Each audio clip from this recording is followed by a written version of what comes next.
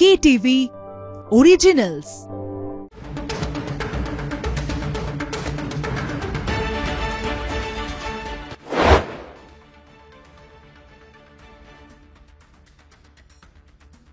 নমস্কার, দেখছেন কলকাতা টিভি। আপনাদের সঙ্গে এই মুহূর্তে রয়েছে আমি অভিক। শুরু করছি stadium bulletin, co powered by Jack olive oil. আর এই মুহূর্তে আমাদের সঙ্গে স্টেডিয়াম বুলেটিনে রয়েছেন আমাদের ডিজিটাল হেড অর্পণদা। অর্পণদা, ওয়েলকাম তোমার স্টেডিয়াম বুলেটিনে। Thank you Abhik.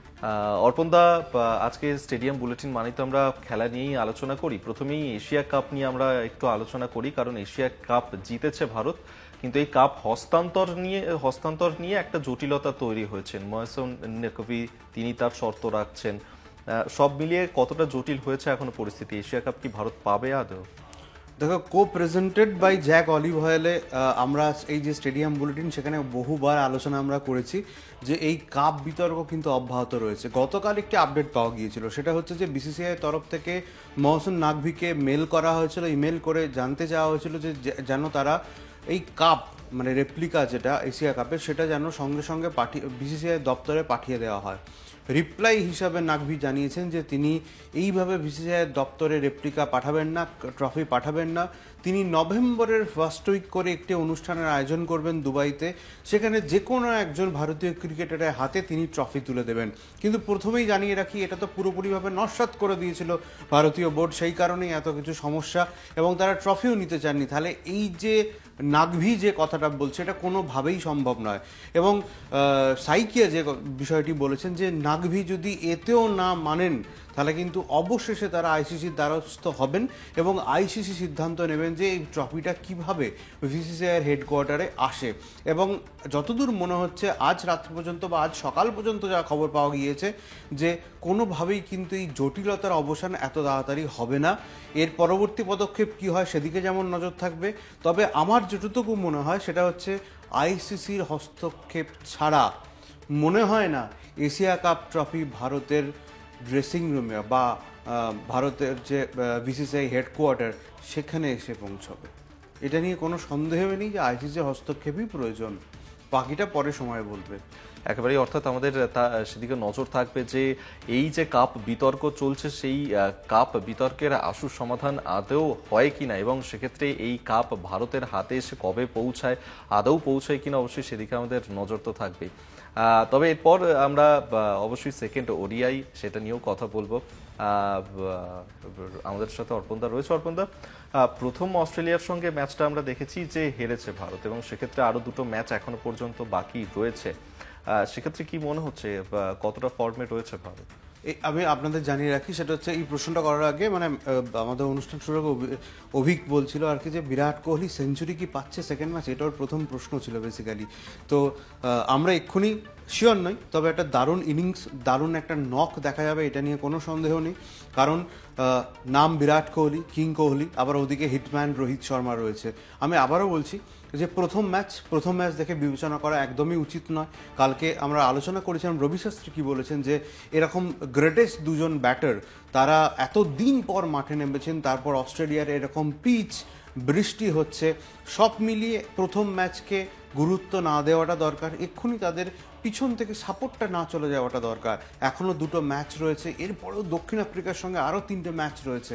আমার মনে হয় যে বিরাট কোহলি, রোকো জুটি আবার তাদের ফর্মে ফিরবে এবং অসাধারণ একটা নক খেলবে। আবার আমরা হয়তো বলতে পারবো যে king Kohli is back, chase master is back. আবার অন্যদিকে পুল শট, হুক শটের জন্য রোহিত শর্মাকে বলবো যে হিটম্যান শো। তো সব মিলিয়ে এখনও অনেক রসদ বাকি রয়েছে বলা যেতে পারে, তবে এখনই আশা ছাড়বেন না। রোকো ইজ ব্যাক মানে রোকো ফিরবেই, এবং হয়তো সেকেন্ড ম্যাচে বলা যেতে পারে যে দুজনের ব্যাট থেকে একটা অসাধারণ নক এলো। অ্যাডিলেড অবশ্যই বিরাট কোহলির কাছে অনেক লাকি মাঠ, এবং এখানেও রোহিত শর্মা দারুণ ব্যাট করেছেন। সব মিলিয়ে একটা দারুণ দিন আগামীকাল হতে চলেছে, এটা নিয়ে কোনো সন্দেহ নেই অভিক। একেবারেই তাই। কিন্তু সেক্ষেত্রে অর্পণদা যেমনটা বলছিল যে আমরা এই যে রোকো জুটি, তাদের দিকে তো বরাবরই একটা আলাদা এক্সপেকটেশন নিয়ে তাকিয়ে থাকি, কিন্তু প্রথম ম্যাচে কোথাও গিয়ে সেই এক্সপেকটেশনটা কিছুটা হলেও আমাদের ভেঙেছে। সেক্ষেত্রে এখনো দুটো ম্যাচ রয়েছে, দেখা যাক যে যে প্রত্যাশা দর্শকদের আমার আপনার থেকে থাকে রোহিত শর্মা, বিরাট কোহলির কাছে, সেই প্রত্যাশা এরপর আদৌ পূরণ হয় কিনা। অবশ্যই আমাদের আলোচনা তো এইভাবে চলতেই থাকবে, তবে স্টেডিয়াম বুলেটিনে এখন সময় হচ্ছে একটা ছোট্ট বিরতি নেওয়ার। বিরতির পর আবারও ফিরছি, সঙ্গে থাকুন। দেখছেন স্টেডিয়াম বুলেটিন, ফিরে এলাম আবারও আমরা বিরতির পর।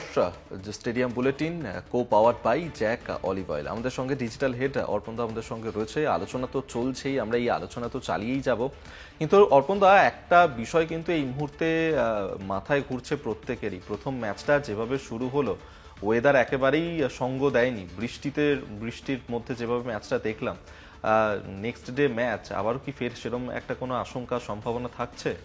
দেখো, এখনো পর্যন্ত যা খবর স্টেডিয়াম বুলেটিন অর্থাৎ co presented by Jack olive oil stadium বুলেটিনে আরও একটা বিষয় আপনাদের জানিয়ে রাখি, সেটা হচ্ছে যে আগামীকাল অর্থাৎ বৃহস্পতিবার বৃষ্টির সম্ভাবনা প্রায় নেই বললেই চলে, তবে আকাশ মেঘলা থাকবে, 19 ডিগ্রি টেম্পারেচার থাকার কথা রয়েছে। তবে যতদূর ইনফরমেশন পাওয়া গিয়েছে মনোরম পরিবেশ। তবে কি এক্স্যাক্টলি ওয়েদারটা কি, আমাদের কাছে গ্রাফিক্স এসে পৌঁছেছে এবং যারা আমার ওখানকার রয়েছে তারা জানিয়েছেন সোর্সের মাধ্যমে কি খবর পাওয়া গিয়েছে। একবার দেখে নেওয়া যাক অ্যাডিলেডের ওয়েদার কালকে কীরকম থাকবে। বৃহস্পতিবার অ্যাডিলেডে বৃষ্টি হওয়ার সম্ভাবনা প্রায় নেই, যেটা আপনাদেরকে বললাম অলরেডি। মাত্র 10 থেকে 20% বৃষ্টি হতে পারে। ম্যাচের মাঝে বৃষ্টি না হওয়ার সম্ভাবনা প্রায় নেই। আকাশে মেঘ থাকবে সারাক্ষণ, তাপমাত্রা থাকবে 19 ডিগ্রি, ফলে মনোরম পরিবেশে খেলার সুযোগ পাবে দুই দলই। অর্থাৎ ম্যাচের মাঝে বৃষ্টি হওয়ার সম্ভাবনা থাকলেও সেটা কিন্তু 10 to 20%, অর্থাৎ সেখানে এরকম কোনো সম্ভাবনা নেই যে ভাসিয়ে দেবে প্রথম ম্যাচের মতো। ডাকওয়ার্থ লুইস নিয়ম অনুসারে ওভার কমে যাবে, যদিও ডাকওয়ার্থ লুইসের প্রচুর বিতর্ক রয়েছে, তবে সে বিষয়ে যাচ্ছি না। তবে আপাতত যা খবর, ভালো খবর একটা, সেটা হচ্ছে যে অ্যাডিলেটে বৃষ্টি হওয়ার সম্ভাবনা অনেকটা কম। দারুণ একটা এনভায়রনমেন্ট সেখানে থাকবে। আমার মনে হয় যে বিরাট কোহলির কভার ড্রাইভ আর রোহিত শর্মার হুক শট, পুল শটের জন্য আপনারা অপেক্ষা করুন, দারুণ দারুণ শট দেখতে পাবেন। অর্পণদার সঙ্গে তো আমাদের কথাবার্তা হচ্ছেই এবং সেক্ষেত্রে এই বৃষ্টি নিয়ে তো আলোচনা হচ্ছে, কিন্তু বারবার যে এই ক্রিকেটের জগতে ভারতীয় ক্রিকেট টিমে যে জুটিকে নিয়ে আলোচনাটা অসম্পূর্ণ থেকে যায়, সেই রোকো জুটি, যাদের কাছে আমাদের অনেকটা এক্সপেকটেশন রয়েছে, কিন্তু তাদের ফর্ম নিয়ে কোথাও গিয়ে দর্শকদের মনে একটু প্রশ্ন চিহ্ন জেগেছে। যেভাবে পারফরমেন্স তাদের কাছে আমরা পাচ্ছি, অর্পণদা কি বলে আমরা শুনি। অর্পণদা, কি মনে হচ্ছে, ফর্মে কি আদৌ ফিরবে? কারণ দেখতে তো পাচ্ছি না সেটা। দেখো, ফর্ম এই ধরনের গ্রেটেস্ট বলা যেতে পারে, এরকম গ্রেট ক্রিকেটারদের কাছে ফর্মটা কোনো ম্যাটার করে না। যে কোনো মুহূর্তে তারা ছন্দে ফিরবেন এবং ভুলে গেলে হবে না যে একদম এতদিন পর মাঠে ফেরা, 7 মাস পর, তারপরে অস্ট্রেলিয়ান মাটি এবং পিচ, ভেজা পিচ, সেখানে প্র্যাকটিস। তো একটা ছোট্ট এক্সাম্পল দিয়ে রাখি, সেটা হচ্ছে আজকে অর্থাৎ ম্যাচের আগের দিন ভারতীয় দলের হচ্ছে ঐচ্ছিক অনুশীলন, এবং সেখানে বিরাট কোহলি প্র্যাকটিস ম্যাচে আসেননি, শুভমান গিল আসেননি, অনেক ক্রিকেটাররাই আসেননি, কিন্তু রোহিত শর্মা, যার সদ্য অধিনায়কত্ব গিয়েছে, তিনি 45 মিনিট ধরে ব্যাটিং প্র্যাকটিস করেছেন। সামনে ছিলেন গৌতম গম্ভীর। প্রথমে তিনি ভেজা পিচে প্র্যাকটিস করছিলেন। গৌতম গম্ভীর ভেবেছিলেন হয়তো তার চোট লাগতে পারে, সেই কারণে পাশে যে নেট ছিল সেই নেটে প্র্যাকটিস করেছেন। সেখানে একদম অনুশীলনে মগ্ন, প্রথম ক্রিকেট খেলতে আসা, প্রথম সুযোগ পাওয়া ক্রিকেটারদের যেরকম লাগে অনুশীলনে, ঠিক সেভাবে অনুশীলন করেছেন রোহিত শর্মা। এটা দেখে পরিষ্কার যে রান পাওয়ার খিদেটা কোন জায়গায় রয়েছে। 45 মিনিট স্পিনিং ট্র্যাকে খেলেছেন তিনি, ফাস্ট পিচে খেলেছেন, ভেজা পিচে, বাউন্সি উইকেটে খেলেছেন। সবচেয়ে বড় ব্যাপার, প্রত্যেকটা বল বাউন্ডারি মারার চেষ্টা, প্রত্যেকটা বলে নক করার চেষ্টা, পুল, হুক, সুইপ সমস্ত খেলেছেন। এক কথায় তৈরি হিটম্যান, এবং হিটম্যান শো দেখলে সেকেন্ড ম্যাচে মানে অবাক হওয়ার মতো কিছু থাকবে না। যেটা বলার সেটা হচ্ছে এই যে খিদে ব্যাটের, এবং যেভাবে প্র্যাকটিসে আসা, ঐচ্ছিক অনুশীলন সত্ত্বেও 45 মিনিট টানা প্র্যাকটিস করা, নিঃসন্দেহে তাদের ভিতরে কি চলছে সেটা বোঝা যায়। এবং তাদের যে রান করার খিদেটা রয়েছে, অস্ট্রেলিয়ান মাটিতে অস্ট্রেলিয়াকে হারানোর যে পরিকল্পনা, সেটা যে তারা কাজে লাগাতে চাইছে, সেটা সবচেয়ে বড় কথা। আর তুমি বললে যে বিরাট কোহলিরও তাই, তিনি 8টা বল খেলে 0 রানে আউট হয়েছেন। এক্সপ্রেশন, গৌতম গম্ভীরের এক্সপ্রেশন ফার্স্ট ম্যাচে দেখলেই বোঝা যায় যে কীরকম ধরনের এক্সপেকটেশন ছিল, এবং বিরাট কোহলি নিজে জানেন যে তিনি কি করবেন। যদিও যতই অস্ট্রেলিয়ানরা পরিকল্পনা করুক যে কীভাবে, প্রেস কনফারেন্সে বলেছে তো যে বিরাট কোহলিকে কীভাবে আউট করা যাবে, জস হ্যাজারল্ড এবং মিচেল স্টার্ক দুজনেই তাদের অনবরত বল করেছেন, তারা জানেন, পরিকল্পনা অলরেডি করে ফেলেছেন। তো সেই নিয়েও কিন্তু প্রচুর হোমওয়ার্ক রয়েছে। সব মিলিয়ে রোকো জুটি এত সহজে কিন্তু হাল ছাড়বে না এটা বলা যেতে পারে। একেবারেই আমরা এই নিয়ে কথা বলবো, তবে কথা বলতে বলতে আরো একটা বিরতি নেওয়ার আমাদের সময় হয়ে গিয়েছে। কোথাও যাবেন না, আবারও একটা ছোট্ট বিরতির পর ফিরছি। আপনাদেরও যে প্রশ্ন আছে আমারও সেই প্রশ্ন নিয়ে সঙ্গে থাকবে। Jack olive oil co presented by stadium bulletin. আমরা আবারও ফিরে এলাম বিরতির পর। আমাদের আলোচনা তো চলছেই, কারণ যারা ভারতীয় ক্রিকেট প্রেমী এবং স্পেশালি যারা রোহিত শর্মা এবং বিরাট কোহলিকে ভালোবাসেন, তাদের মনে একটা প্রশ্ন কিন্তু এই মুহূর্তে ঘোরাফেরা করছে, যেটা নিয়ে আমরা বারবার কথা বলছি আজকের এই স্টেডিয়াম বুলেটিনে। যে প্রথম ম্যাচটা তো যা হওয়ার হয়ে গেছে, আমরা দেখেছি যে আগামী যে দুটো ম্যাচ রয়েছে সেই ম্যাচগুলোতে আপনারা যেটা এক্সপেকটেশন করছি, আমি যেটা এক্সপেকটেশন করছি, সেটা কতটা ফুলফিল হবে। কিন্তু তাদের কোচ কি কতটা আশা রাখছেন তাদের উপর, এই সমস্ত বিষয়টা নিয়ে আবার একবার অর্পণদার কাছে আসবো। অর্পণদা, দেখো, আমি তোমায় প্রথমেই যেটা বললাম সেটা হচ্ছে যে নিজে গৌতম গম্ভীর দাঁড়িয়েছিলেন এবং 45 মিনিট ধরে রোহিত শর্মা প্র্যাকটিস করেছেন, এবং বিরাট কোহলি রোহিত শর্মা আউট হয়ে যাওয়ার পর গৌতম গম্ভীরের যে রিয়াকশন দেখা গিয়েছে, ডেফিনেটলি তাদের কাছ থেকে বড় এক্সপেকটেশন ছিল। এবং আবারও বলে রাখছি, এই দুজন মহাতারকা তারাও জানেন যে তাদের ব্যাট যদি কথা না বলে তাহলে কিন্তু 2027 ওয়ার্ল্ড কাপ তাদের কাছে অধরা হয়ে যাবে। সব মিলিয়ে বোথ সাইড একটা প্রেশার গেম চলছে, এবং আমার মনে হয় যে প্রথম ম্যাচ নিয়ে এত কাটাছাড়া করার দরকার নেই। এখনও দুটো ম্যাচ রয়েছে, তাই কালকের ম্যাচটা ভীষণ ক্রুশিয়াল, কারণ কালকে সিরিজ জেতার ম্যাচ। যদি কালকে ইন্ডিয়া হেরে যায় তাহলে কিন্তু সিরিজটা হেরে যাবে। শুভমান গিল নিজে প্রথম অধিনায়ক হয়েছেন, তিনি প্রথম অধিনায়ক হিসেবে টেস্ট জয়ের স্বাদ পেয়েছেন। আমার মনে হয় না তিনি কোথাও গিয়ে ওডিআই সিরিজটা হারতে চাইবেন। তাই কালকের ম্যাচে ভারত ঝাঁপাবে এবং 200% দিয়ে ঝাঁপাবে, এটা নিয়ে কোনো সন্দেহ নেই। এবং আমরা যেটা বারবার বলছিলাম যে রোহিত শর্মার অনুশীলন, এবং অন্যদিকে তুমি যদি দেখো তাহলে এই দুজন ব্যাটারকে নিয়ে এবং স্পেশালি বিরাট কোহলিকে নিয়ে ব্যাটিং কোচ কি করছেন এই নিয়ে যখন বারবার প্রশ্ন উঠছিল, তিনি মিডিয়াকে জবাব দিয়েছেন। এক্স্যাক্টলি শীতাংশু কোটাক কি বলেছেন একবার আমরা দেখে নেবো গ্রাফিক্সের মাধ্যমে। শীতাংশু কোটাক কিন্তু এই রোকোকে নিয়ে যথেষ্ট আশাবাদী, এবং তারা জানেন, এবং তিনি পরিষ্কার স্পষ্ট বলে দিয়েছেন যে কোনো রকম চিন্তার কোনো কারণ। এক্স্যাক্টলি কি বলেছেন দেখে নেবো। ওদের ব্যাটিং দেখে কোথাও জড়তা রয়েছে বলে মনে হয়নি। ওরা আইপিএল খেলেছেন, প্রস্তুতিও ভালো হয়েছে, দুজনের অনেক অভিজ্ঞতা রয়েছে। অস্ট্রেলিয়া আসার আগে ওদের প্রস্তুতি ভালো হয়েছে, তো এই ফর্ম নিয়ে এখনই চিন্তার কারণ দেখছি না। দুজনকে দেখি মনে হয়েছে ছন্দে রয়েছে। গতকাল ভালো ব্যাটিং করেছে, প্রত্যেকের নেট সেশনে ওদের মানসিকতায় মুগ্ধ হয়েছে। ব্যাটিং কোচ শীতাংশু কোটাক বলছেন, যাকে নিয়ে বারবার প্রশ্ন উঠছিল যে ব্যাটিং কোচ কি করছেন, রোকো কি করে ফ্লপ হলো। আবারও বলছি, একটা ম্যাচ দেখে বিশ্লেষণে যাবেন না। আগামীকাল অনেক হিসেব নিকেশ পাল্টে যেতে পারে। হয়তো আগামীকালে আপনাদের মুখেই বলতে শোনা যাবে যে chase master is back, king Kohli is back, hitman show চলছে, সব কিছু পসিবল। ক্রিকেট অনিশ্চয়তার খেলা যদিও হয়, যেমন ফার্স্ট ম্যাচে হয়েছে, সেকেন্ড ম্যাচে কিন্তু এরকম কোনো সম্ভাবনা নেই। যথেষ্ট প্রস্তুতি রয়েছে, ব্যাটিং কোচ তাই বলেছেন। এবং শুধুমাত্র আমার মনে হয় যে ক্রিজে বেশিক্ষণ থাকলেই বোধহয় এই সমস্যার সমাধান হয়ে যাবে, এবং তার জন্য নিশ্চয়ই এই দুই মহাতারকা তারা অবশ্যই চেষ্টা করবেন। এবং সবচেয়ে বড় কথা, তারা জানেন যে second match is vital match, কারণ সেকেন্ড ম্যাচ যদি হেরে যায় ভারত তাহলে সিরিজটা তাদের হারাতে হবে।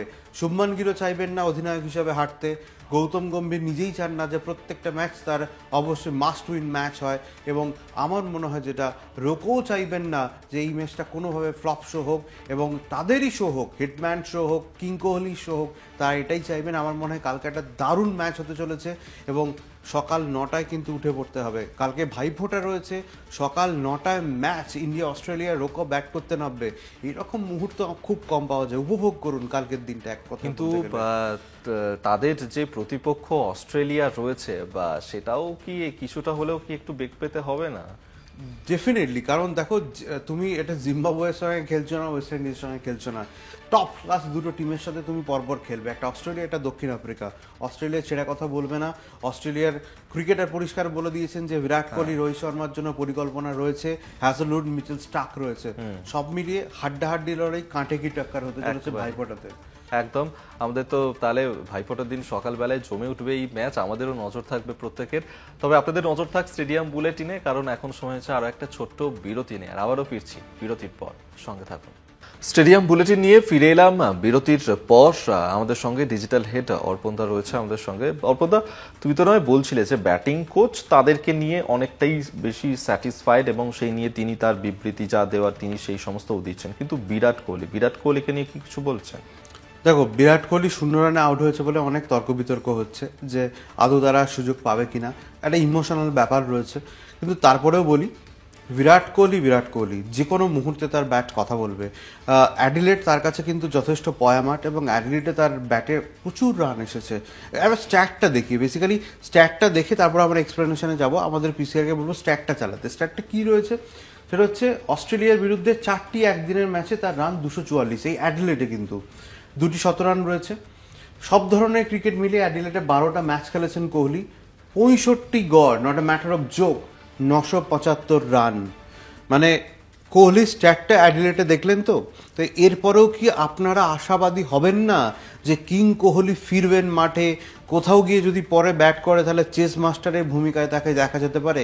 আবারও বলছি, অ্যাডিলেড বিরাট কোহলির জন্য পয়া মাঠ, ভারতের জন্য কালকে ডু অর ডাই ম্যাচ, নাহলে সিরিজটা হারতে হবে। অধিনায়ক হিসেবে শুভমন গিল এই ম্যাচ কখনোই হারতে চাইবেন না।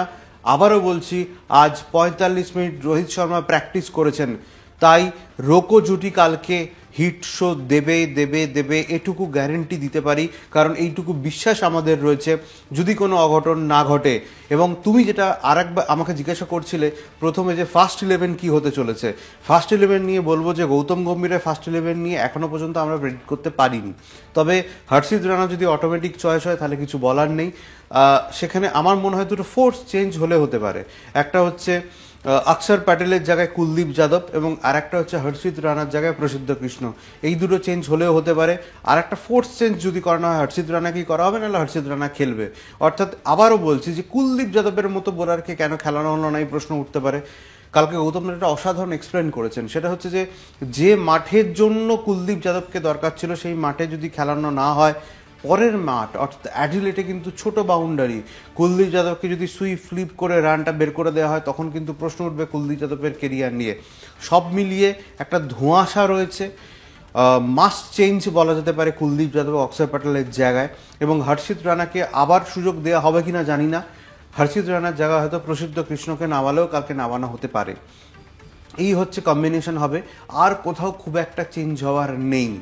তবে আর একটা জিনিস বলে রাখি, 95 দিন পর ভারতীয় দলে ফিরছে ঋষভ পান্ত। যদিও অস্ট্রেলিয়া সফরে, দক্ষিণ আফ্রিকা সফরে তাকে রাখা হবে, তো সব মিলিয়ে ধ্রুব জুড়েল কিন্তু রয়েছে, তার পারফরমেন্স কিন্তু একদম কাঁটায় কাঁটায় মাপা হবে।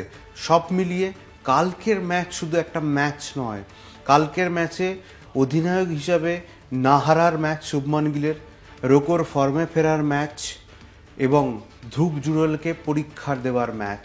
সব মিলিয়ে ভাইফোঁটার দিন সুপার সানডে বলাটা ভুল, কারণ কালকে সানডে নয়, তবে কালকে সুপার থার্সডে হতে চলেছে, এটা নিয়ে কোনো রকম কোনো ডাউট নেই। কাল একটা দারুণ ম্যাচ হচ্ছে, উপভোগ করুন। একেবারে অর্পণদা অনেকটা আশাবাদী আগামীকালকের ম্যাচটা নিয়ে, এবং আমাদেরকে অনেক রকমভাবে আশ্বস্ত করার চেষ্টা করেছে, এনশিওর করেছে, আমাদের যে সমস্ত প্রশ্ন ছিল সেগুলোর উত্তর দিয়েছে। কিন্তু কালকের ম্যাচটা যে ফলাফল আমরা এক্সপেক্ট করছি সেটা যদি না হয়, আরো অনেক প্রশ্ন থাকবে, সেগুলো নিয়ে আমরা আবারও ফের একবার অর্পণদার কাছে আসবো, এবং তার জবাব কিন্তু অর্পণদাকেই আবার ফের দিতে হবে। দেখো, কালকে যদি ম্যাচে রোকো ফ্লপ হয় তাহলে প্রশ্ন উঠবে, এবং এটা নিয়ে কোনো ডাউট নেই। কারণ প্রথম ম্যাচে তোমাকে বলা হতেই পারে যে অস্ট্রেলিয়ার মাটি, ভিজে পিচ, সব কিছু ঠিক আছে, কিন্তু সেকেন্ড ম্যাচে তুমি যেখানে বারবার প্রশ্ন উঠছে যে প্রস্তুতিটা ঠিকঠাক হচ্ছে কিনা, প্রস্তুতির জন্য সময় না পাওয়া, তুমি সেকেন্ড ম্যাচের আগে তো প্রস্তুতি পেয়েছো। এবং আমি আবারও বলছি যে এই দুজন মহাতারকা, এবং তারা জানে যে কি করতে হবে, হোয়াট টু ডু। তো সব মিলিয়ে রোহিত শর্মার এই অনুশীলন 45 মিনিটের, মানে 45 মিনিট এক্স্যাক্টলি, কারণ বলছি যেভাবে একা অনুশীলন করেছেন এরকমভাবে অনুশীলন কোনো নবাগত ক্রিকেটাররা করেন, যে তাদেরকে টিকে থাকার লড়াই। কোথাও গিয়ে মনে হচ্ছে রোহিত শর্মা সেই জায়গাটা নিজেকে পরীক্ষা করার চেষ্টা করছেন। এবং তারপরে বিরাট কোহলি, যদিও আজকে প্র্যাকটিসে আসেননি তিনি, কিন্তু তার যথেষ্ট প্র্যাকটিস করেছেন, গতকালও প্র্যাকটিস করেছেন, ঘাম ঝরেছে, সেই ছবি আমাদের এখানে দেখা যাচ্ছে, রোহিত এবং বিরাটের প্র্যাকটিসের ছবি। তাই সব মিলিয়ে কালকে খুব আশাবাদী। আমি জানি না কি হবে, কালকে ব্যর্থ যদি হয় তাহলে প্রশ্ন উঠবে, তাদের 2027 বিশ্বকাপে যাওয়া নিয়ে প্রশ্ন উঠবে, থাকা নিয়ে প্রশ্ন উঠবে, দক্ষিণ আফ্রিকা সিরিজের সুযোগ পাওয়া নিয়ে প্রশ্ন উঠবে। সব মিলিয়ে কালকে অনেকগুলো পরীক্ষার ম্যাচ, এবং কালকে একটা টাইট থার্সডে বলা যেতে পারে, এবং সুপার থার্সডে না বলে টাইট থার্সডে বলা যেতে পারে, টি। তো তাই সব মিলিয়ে কালকে ম্যাচটা দেখুন, আমার মনে হয় একটা দারুণ উপভোগ্য ম্যাচ হতে চলেছে। থ্যাংক ইউ সো মাচ অর্পণ দা। এতক্ষণ আমরা স্টেডিয়াম বুলেটিনে আলোচনা করছিলাম, আমাদের সঙ্গে ছিলেন আমাদের ডিজিটাল হেড অর্পণ দা। এবং অবশ্যই কালকের ম্যাচের দিকে তো আমাদের নজর থাকবে, আর আপনাদের নজর থাক আমাদের স্টেডিয়াম বুলেটিনে। Stadium bulletin co powered by Jack olive oil. দেখতে থাকুন কলকাতা টিভি, রাত দিন 7 দিন।